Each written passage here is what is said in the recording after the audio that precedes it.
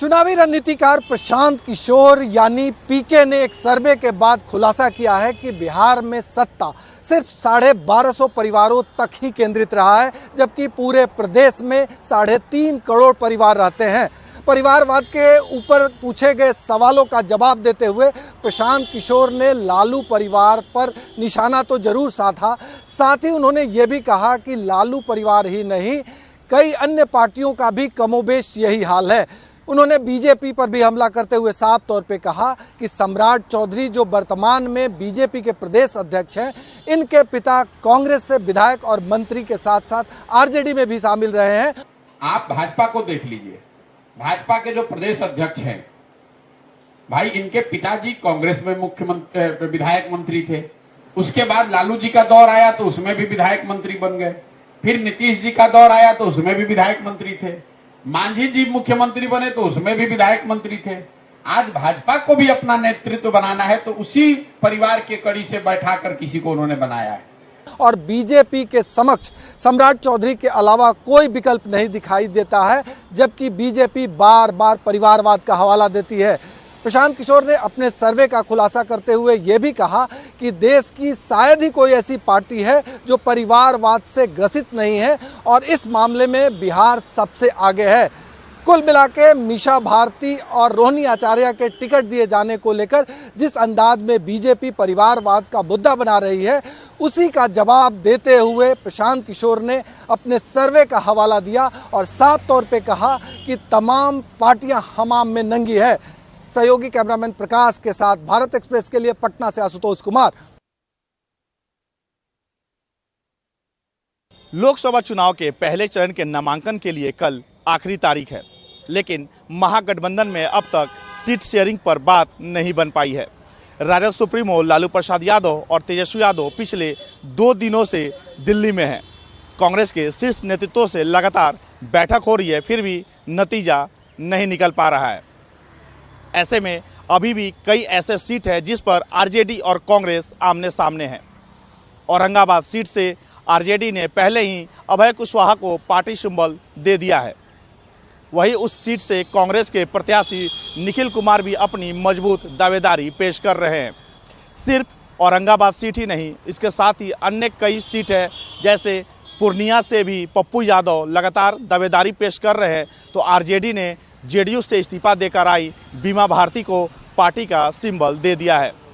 जब तक सहमति नहीं बनती है तब तक कांग्रेस और आरजेडी ऐसे ही सीटों पर लड़ती रहेगी। महागठबंधन बिहार में मजबूती से चुनाव लड़ रहा है, एकजुट होकर लड़ रहा है और महागठबंधन महाविजय करेगा। सीट शेयरिंग का फार्मूला तय हो गया है। कल कांग्रेस पार्टी के नेताओं से श्री तेजस्वी यादव जी की मुलाकात हुई, आज भी मुलाकात होगी। महागठबंधन में सब ऑल इज वेल है और सीट शेयरिंग के मामले में कहीं कोई पेच नहीं है।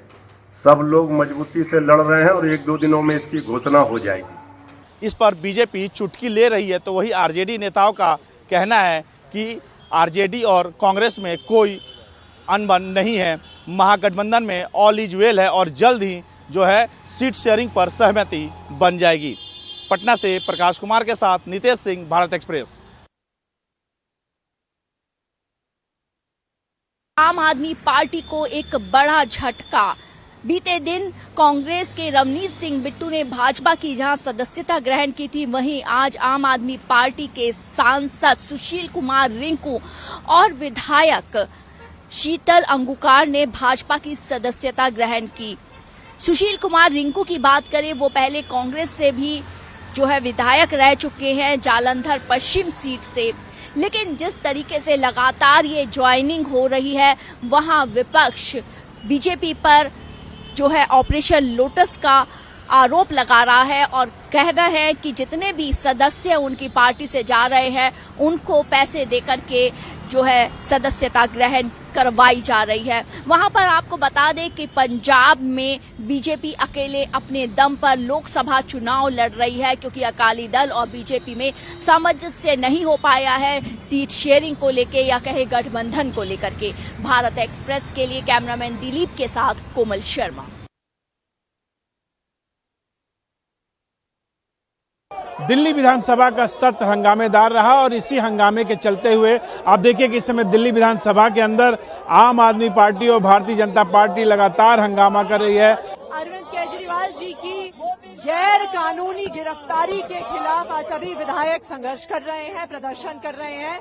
आज इस देश में लोकतंत्र को खत्म करने की कोशिश की जा रही है। आज इस देश में एक एक करके सभी विपक्षी पार्टियों के नेताओं को जेल में डाला जा रहा है, बैंक अकाउंट सील करे जा रहे हैं, पार्टी ऑफिस सील करे जा रहे हैं। इस देश के इतिहास में पहली बार हुआ है कि एक सिटिंग चीफ मिनिस्टर को गिरफ्तार कर लिया गया है, वो भी नेशनल इलेक्शंस की घोषणा के बाद। जहां आम आदमी पार्टी केजरीवाल को छोड़ने की बात कर रही है, वहीं पे जो भारतीय जनता पार्टी के विधायक हैं वो लगातार केजरीवाल के इस्तीफे की मांग कर रहे हैं। हमारी मांग है कि अरविंद केजरीवाल भ्रष्टाचारी हैं, उन्होंने चोरी की है, दिल्ली को लूटा है, उन्हें इस्तीफा देना चाहिए। आम आदमी पार्टी चोरों को बचाने का काम कर रही है, ये बुनियादी फर्क है दोनों में। और हमारी जो लड़ाई है दिल्ली की जनता की लड़ाई है, दिल्ली की जनता को लूटने का काम अरविंद केजरीवाल ने किया है। अब ये चीजें एस्टेब्लिश हो रही हैं, हिरासत में एक आदमी जो हिरासत में है उसको मुख्यमंत्री बनाए रखना कहाँ की नैतिकता है। पर सबसे बड़ी बात कि इस हंगामे के भेंट ये विधानसभा का सत्र चला गया। अब 1 अप्रैल को अगली बैठक होगी, देखना होगा कि विधानसभा कैसे चलती है। कैमरामैन आकाश के साथ रमेश कुमार सिंह, भारत एक्सप्रेस। लोकसभा चुनाव को लेकर कांग्रेस, आरजेडी और जेएमएम के बीच न सिर्फ सीट शेयरिंग का मुद्दा फंसा हुआ है, बल्कि प्रत्याशियों के चयन का मसला भी फंसा हुआ है। इस फंसे हुए मसले को बाहर निकालने के लिए आज दिल्ली में स्क्रीनिंग कमेटी की बैठक हो रही है, जिसमें शामिल होने के लिए कांग्रेस के प्रदेश अध्यक्ष, झारखंड प्रदेश अध्यक्ष जो हैं वो गए हुए हैं दिल्ली। और उम्मीद ये की जा रही है कि इस बैठक के बाद कहीं ना कहीं झारखंड में उम्मीदवारों के चयन का जो मामला है और साथ में ही सीट शेयरिंग की बात भी जो है वो पूरी तरह से तय हो जाएगी। जिस तरह से बीजेपी ने यहाँ सभी प्रत्याशियों की घोषणा कर दी है, उसके बाद लगातार ये मसला उठ रहा था, ये मुद्दा उठ रहा था कि कांग्रेस और जेएमएम ने अभी तक प्रत्याशियों के चयन की बात तो दूर, कौन कितनी सीटों पर लड़ेगा इसके लिए औपचारिक घोषणा तक नहीं की है। और जिस तरह से लोकसभा चुनाव को लेकर प्रत्याशियों के चयन में कांग्रेस, खास करके कांग्रेस और जेएमएम को देरी हो रही है, वो अपने आप में आलोचना का विषय बन रहा है। उम्मीद यही की जानी चाहिए कि इस बैठक के बाद इस आलोचना को खत्म किया जा सकेगा। कैमरामैन धर्मेंद्र के साथ रांची से भारत एक्सप्रेस के लिए मधुकर आनंद।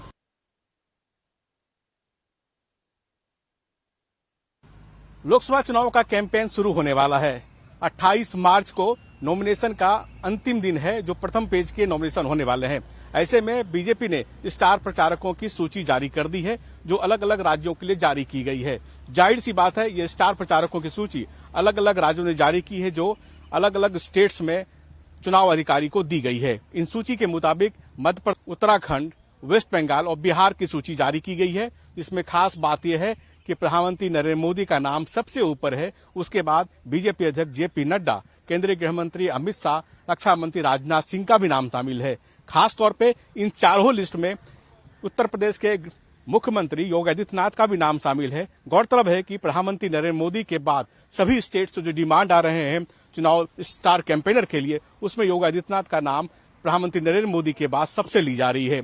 एक बात और भी देखने को मिली है कि इन स्टार प्रचारकों की लिस्ट में उन लोगों का भी नाम है जिनका टिकट कटा है। मसलन बिहार में केंद्रीय मंत्री अश्विनी चौबे, जिनका बक्सर से टिकट काटा गया है, उनको भी प्रमुखता दी गई है। केंद्रीय मंत्री रहे शाहनवाज हुसैन का भी नाम है। उसी तरह उत्तराखंड के स्टार प्रचारकों की सूची में जनरल बीके सिंह का भी नाम शामिल है। जाहिर सी बात है कि बीजेपी नहीं चाहती कि जिन लोगों का टिकट कटा, जो स्टार प्रचारक रह चुके हैं, उनको नाराज किया जाए, इसलिए उनको प्रचार की जिम्मेदारी दी गई है। कमलेश सिंह, भारत एक्सप्रेस, दिल्ली। शिवसेना उद्धव ठाकरे ग्रुप द्वारा 17 उम्मीदवारों की सूची जारी करने के बाद शिवसेना और कांग्रेस के बीच मतभेद खुलकर सामने आ गए हैं। उत्तर पश्चिम की सीट पर अमोल कीर्तिकर के अनाउंसमेंट के बाद उस सीट से अपना भाग्य आजमा रहे संजय निरुपम ने अमोल कीर्तिकर को खिचड़ी चोर करार दिया और आरोप लगाया कि जिसके ऊपर इतना बड़ा आरोप है, जिसने भ्रष्टाचार किया है, उसको शिवसेना उद्धव ठाकरे ग्रुप ने टिकट दिया कहीं न कहीं कांग्रेस को खत्म करने की शिवसेना की एक सोची समझी साजिश है। कांग्रेस का जो कैडर है, जो मेरे से जुड़े हुए जो लोग हैं, वो सारे के सारे लोग शिवसेना के इस कैडर का, इस शिवसेना के इस उम्मीदवार का विरोध करेंगे। और सिर्फ कैडर ही नहीं, कांग्रेस के कार्यकर्ता नहीं, कांग्रेस को मानने वाले मतदाता भी इस खिचड़ी चोर के लिए काम नहीं करेंगे, उसको वोट नहीं देंगे, ऐसी मैं घोषणा कर रहा हूं। वहीं दूसरी तरफ वंचित बहुजन अघाड़ी ने भी शिवसेना के कैंडिडेट की लिस्ट जारी होने के बाद कई उम्मीदवारों के ऐलान करते हुए शिवसेना के सामने अपने उम्मीदवार उतार के ये साफ कर दिया कि महाविकास अघाड़ी से वंचित बहुजन अघाड़ी भी अलग हो रही है। यानी साफ है कि आने वाले समय में कहीं न कहीं महाविकास अघाड़ी टूटती और बिखरती हुई नजर आएगी, क्योंकि शिवसेना ने ज़्यादातर सीटों पर अपना कब्जा करने की कोशिश की है, ऐसा आरोप उसके मित्र पक्ष लगा रहे हैं। कांग्रेस के दो प्रमुख नेता मुंबई अध्यक्ष वर्षा गायकवाड़ ने ट्वीट करके कहा कि कहीं न कहीं शिवसेना ने जो सीट अनाउंसमेंट किया है उसमें दिक्कत है और उन्होंने मित्र पक्ष का ख्याल नहीं रखा है। तो बाला साहब थोराट जो कि कांग्रेस के विधिमंडल दल के नेता हैं, उन्होंने भी शिवसेना के सीट अनाउंसमेंट पर फिर से विचार करने की बात कहकर उसके उम्मीदवारों पर सवाल खड़ा कर दिया है। यानी आने वाले समय में महायुति के सामने जो एक बड़ा विकल्प महाविकास अघाड़ी बनने की कोशिश कर रहा था, अब उस पे ही सवाल खड़ा हो गया है। वीडियो जर्नलिस्ट घनश्याम के साथ अभिषेक पांडे, भारत एक्सप्रेस, मुंबई। लोकसभा चुनाव की घोषणा के बाद सूबे के मुख्यमंत्री Yogi Adityanath full action mood में नजर आएंगे। जी हां, 5 दिन में 15 सम्मेलन वेस्ट यूपी में आज से आगाज हो रहा है, जहां पे प्रबुद्ध सम्मेलन के जरिए क्लीन स्वीप की तैयारी है। योगी आदित्यनाथ लोगों से आज सम्मेलन करेंगे, वहीं गणमान्य के साथ आम लोगों से संवाद के साथ डबल इंजन की सरकार की जो भी योजनाएं हैं उन्हें अवगत कराया जाएगा। यानी कुल मिला के देखा जाए तो जो पिछली बार लोकल चुनाव हुए थे वो प्रबुद्ध सम्मेलन के जरिए कहीं न कहीं बीजेपी सरकार को लाभ मिला था, और इसी के जरिए अब प्रबुद्ध सम्मेलन के जरिए क्लीन स्वीप की तैयारी में है योगी आदित्यनाथ, क्योंकि 5 दिन में लगातार 15 सम्मेलन होने हैं। और खास बात यह है कि जो 3 चरण है वो वेस्ट यूपी में है और इसीलिए वेस्ट यूपी को खास तौर पर तरजीह दी जा रही है। वीडियो जर्नलिस्ट शहनवाज खान के साथ अनुज कुमार, भारत एक्सप्रेस, लखनऊ। मध्य प्रदेश में चुनावी घमासान मचा हुआ है और चुनावी घमासान में प्रथम चरण के चुनाव जो मध्य प्रदेश में हो रहे हैं उसमें 6 संसदीय सीटों पर चुनाव हो रहे हैं, जिसके नामांकन दाखिल करने का आज अंतिम तारीख था। इस तारीख में बीजेपी, कांग्रेस सहित कई अभ्यर्थियों ने अपना नामांकन दाखिल किया। इस दौरान दोनों ने ही नामांकन रैली आयोजित की, जिसमें कि पूरी दमखम प्रचार प्रसार के दौरान लगाई गई। जबलपुर में आज आशीष दुबे, छिंदवाड़ा में बंटी साहू, बालाघाट में भारती पारधी ने बीजेपी की तरफ से अपना नामांकन दाखिल किया। इस दौरान उनके साथ मुख्यमंत्री मोहन यादव, प्रदेश अध्यक्ष BD शर्मा, कैलाश विजयवर्गीय सहित तमाम सारे संगठन के नेता मौजूद थे। वहीं अगर कांग्रेस की बात करें तो शहडोल से फुंदेलाल मार्को, मंडला से ओमकार सिंह मरकाम, बालाघाट से समरथ सारस्वर ने अपना नामांकन दाखिल किया। इनके साथ जीतू पटवारी जो PCC चीफ हैं मध्य प्रदेश के कांग्रेस के, और उमंग सिंघार जो नेता प्रतिपक्ष हैं, पूर्व मंत्री और PCC चीफ पूर्व अरुण यादव ने भी उनके साथ एक नामांकन रैली आयोजित की। यानी पूरा दमखम बीजेपी और कांग्रेस के साथ लगाया जा रहा है। 6 संसदीय सीटों पर चुनाव होना है प्रथम चरण में मध्य प्रदेश में, जिसमें सीधी, शहडोल और बालाघाट के साथ साथ जबलपुर और छिंदवाड़ा जैसी महत्वपूर्ण सीट भी शामिल है। आज नामांकन तिथि, अंतिम तिथि थी नामांकन जमा करने को।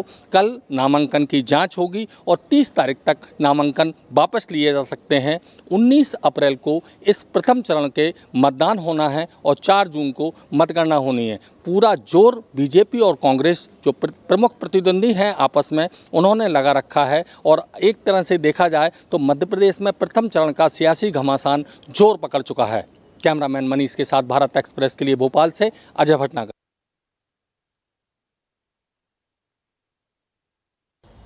महाविकास अघाड़ी और महायुति लोकसभा की सीट पर कौन उम्मीदवार उतरेगा, इन सारी चीज़ों का फैसला हो चुका है और इस बात का दावा भी बार बार किया जा रहा है। इसी कड़ी में आज शिवसेना उद्धव ठाकरे ने 22 उम्मीदवारों के लिस्ट में से 17 उम्मीदवारों की घोषणा कर दिया। जिसे लेकर महाविकास अघाड़ी के सहयोगी दल कांग्रेस में असमंजस की स्थिति पैदा हो गई। विश्वसनीय सूत्रों से मिली जानकारी के अनुसार शरद पवार कल अपने उम्मीदवारों का ऐलान करेंगे।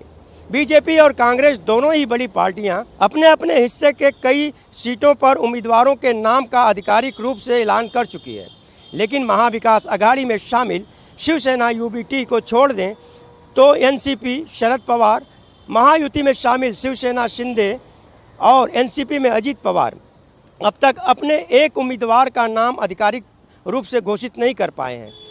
अब उम्मीद यह है कि एक दो दिन में महाविकास अघाड़ी और महायुति अपने उम्मीदवार जो बचे हैं उनके नामों की घोषणा कर देंगे।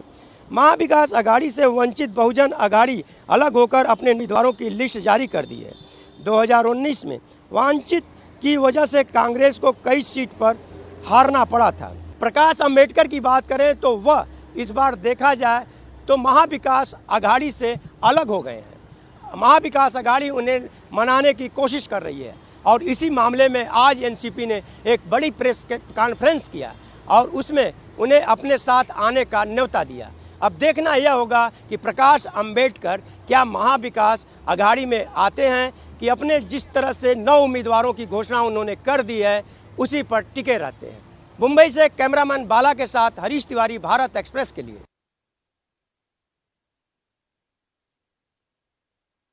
लोकसभा चुनाव के पहले चरण के तहत जिन सीटों पर मतदान होना है उन सीटों पर आज नॉमिनेशन फाइल करने की आखिरी दिन थी और आज प्रदेश में कई सीटों पर जिसमें जयपुर शहर, जयपुर ग्रामीण, चूरू, नागौर, करौली धौलपुर जैसी सीटें शामिल हैं।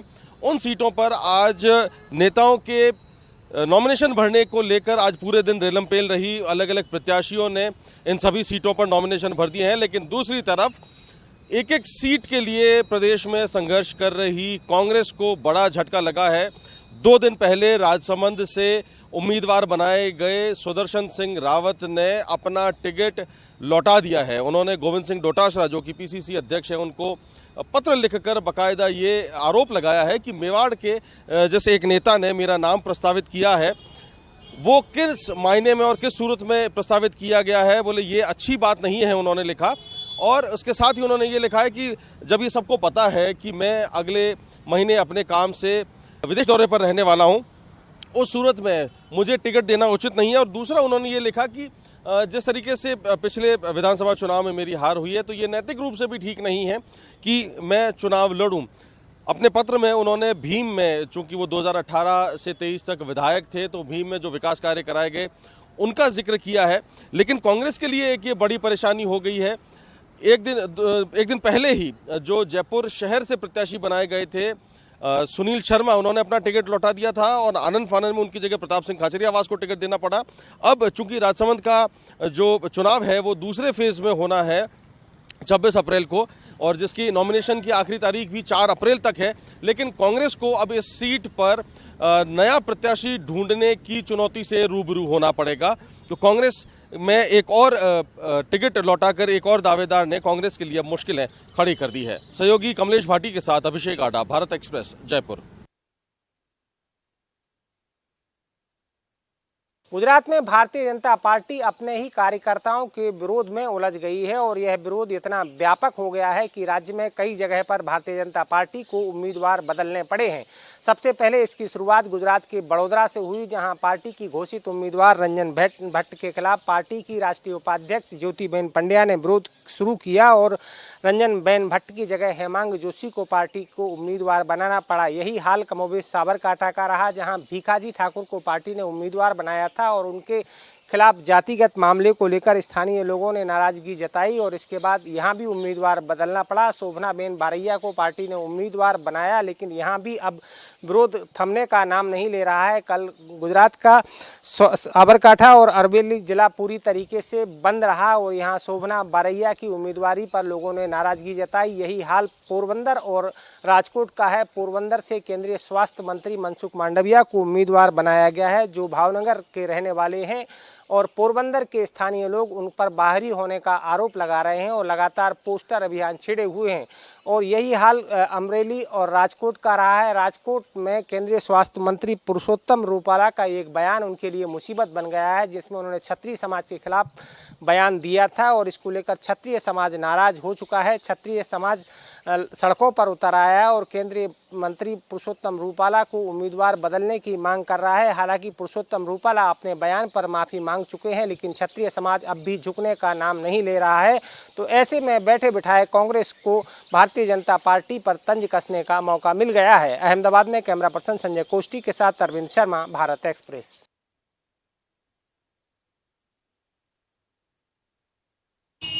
वाराणसी लोकसभा सीट एक बार फिर से देश की सबसे हाई प्रोफाइल सीट बन गई है, क्योंकि बीजेपी ने एक बार फिर पीएम मोदी को यहां से अपना कैंडिडेट बनाया है। वहीं दूसरी तरफ इंडी गठबंधन ने अजय राय को मैदान में उतार दिया है। जब पहली बार अजय राय इंडी गठबंधन के प्रत्याशी के तौर पर चुने गए और उसके बाद वाराणसी में उनका आगमन हुआ तो उनका भव्य स्वागत किया गया। वो तमाम मंदिरों में पहुंचे जहां मत्था टेका और जीत का आशीर्वाद भी लिया। हालांकि ये आशीर्वाद कितना लगेगा और वो चुनाव जीतेंगे कि नहीं, ये चुनाव में तय होगा और मतदाता तय करेंगे कि कौन चुनाव जीतेगा। वहीं दूसरी तरफ बीजेपी के जो समर्थक हैं, जो वोटर हैं, वो कह रहे हैं कि इस बार पीएम मोदी वाराणसी से 10 लाख से ज्यादा वोटों से चुनाव जीतेंगे और इस बार इतिहास कायम करेंगे।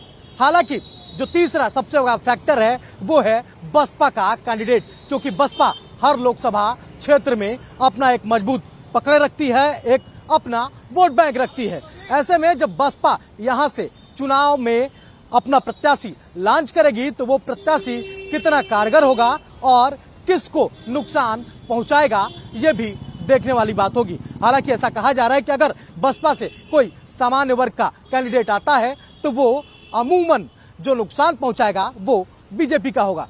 तो फिर ऐसे में जो 10 लाख वोटों से जीत का दावा पीएम मोदी के समर्थक कर रहे हैं, उन दावों और हकीकत में कितना अंतर रहेगा, ये देखने वाली बात होगी। कैमरा पर्सन नवनीत के साथ राहुल पांडे, भारत एक्सप्रेस, वाराणसी।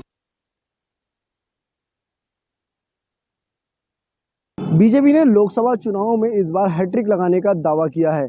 साल 2014-2019 में बीजेपी के खाते में 5 लोकसभा सीटें गई थी, जिसके बाद एक बार फिर अब बीजेपी ने 5 की 5 लोकसभा सीट पर जीत का दावा किया है। हालांकि कांग्रेस के नेता इसे ओवर कॉन्फिडेंस बता रहे हैं। जैसा कि मैंने पहले भी कहा कि ये ओवर कॉन्फिडेंस है भारतीय जनता पार्टी का कि उन्होंने 3 अपने कैंडिडेट्स आनन फानन में रिपीट कर दिए। उन तीनों के खिलाफ एंटी इनकम्बेंसी इतनी प्रचंड थी जिसको कि वो माप नहीं पाई भारतीय जनता पार्टी। जब कांग्रेस ने अपने तीनों कैंडिडेट उतारे तो वो भारी पड़े भाजपा के तीनों कैंडिडेट्स के ऊपर। जहां बीजेपी की हैट्रिक को लेकर तंज कस रहे हैं तो वहीं भाजपा के नेताओं के द्वारा भी सीधे तौर पर पलटवार किया जा रहा है।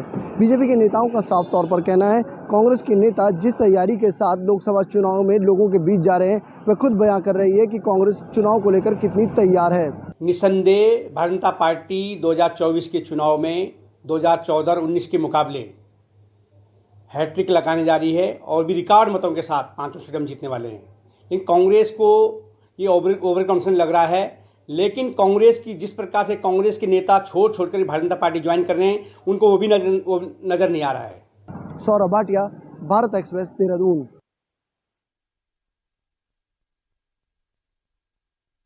कल कांग्रेस को झटका देने के बाद आज पंजाब में बीजेपी ने आम आदमी पार्टी को झटका दिया है। आम आदमी पार्टी के जालंधर से सांसद सुशील कुमार रिंकू ने आम आदमी पार्टी को छोड़कर आज दिल्ली में बीजेपी ज्वाइन कर ली। उनके साथ आम आदमी पार्टी के विधायक शीतल उंगराल भी बीजेपी ज्वाइन कर लिए।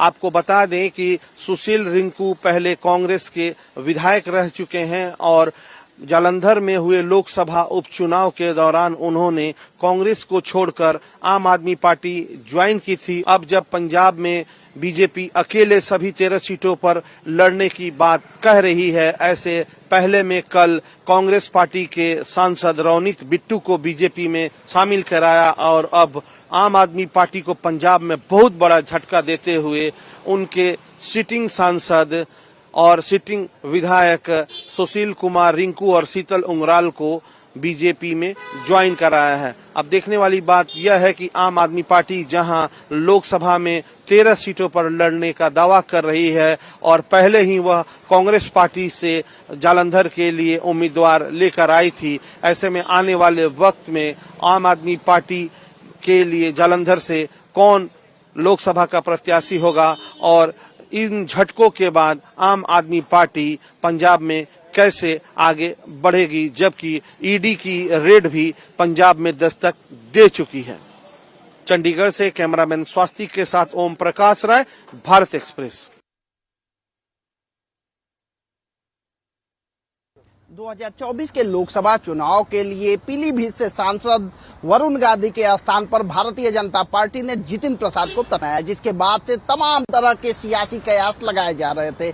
सियासी कयासों में यहां तक कहा जा रहा था कि वरुण गांधी किसी दूसरे दल से चुनावी मैदान में नजर आ सकते हैं। हालांकि उनकी माता मेनका गांधी को भारतीय जनता पार्टी ने सुल्तानपुर संसदीय क्षेत्र से प्रत्याशी बनाया है। आपको बता दें कि वरुण गांधी भारतीय जनता पार्टी के टिकट पर 2009 में पीलीभीत से, 2014 में सुल्तानपुर से और 2019 में फिर से पीलीभीत से सांसद निर्वाचित हुए थे। वहीं जितिन प्रसाद के नामांकन में पहुंचे भारतीय जनता पार्टी उत्तर प्रदेश के अध्यक्ष भूपेंद्र सिंह चौधरी ने कहा कि वरुण गांधी हमारे साथ हैं और भारतीय जनता पार्टी उनका उपयोग करेगी। क्यों तो राजनीति में ना कोई दिन अंतिम होता है, ना ही कोई लम्हा आखिरी। अब आने वाला वक्त बताएगा कि भारतीय जनता पार्टी वरुण गांधी का कैसे सियासी उपयोग करते दिखती है। कैमरा पर्सन राहुल चौहान के साथ दिव्येंदु राय, भारत एक्सप्रेस, लखनऊ।